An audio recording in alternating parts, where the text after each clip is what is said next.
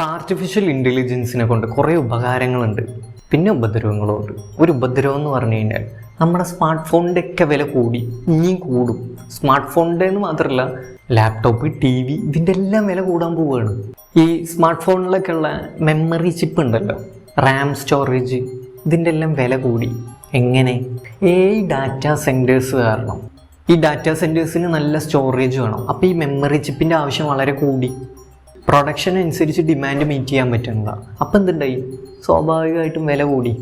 2025 September മുതൽ ഇങ്ങോട്ട് നോക്കുകയാണെങ്കിൽ മെമ്മറി ചിപ്പിന് 4 ഇരട്ടി വില കൂടിയിട്ടുണ്ട്.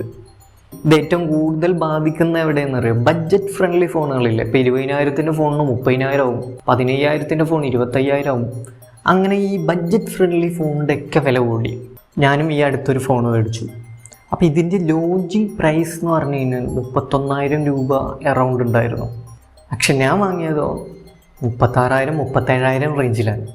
ഇത് ഒരു റേസാണ്. എല്ലായിടത്തും ഡാറ്റാ സെൻറ്ററുകൾ വരികയാണ്. അതിനനുസരിച്ച് മെമ്മറി ചിപ്പിൻ്റെ ആവശ്യം കൂടിക്കൊണ്ടിരിക്കുകയാണ്.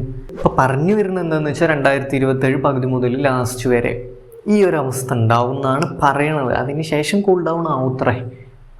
എന്താ അവസ്ഥ എന്ന് പറയാൻ പറ്റില്ല.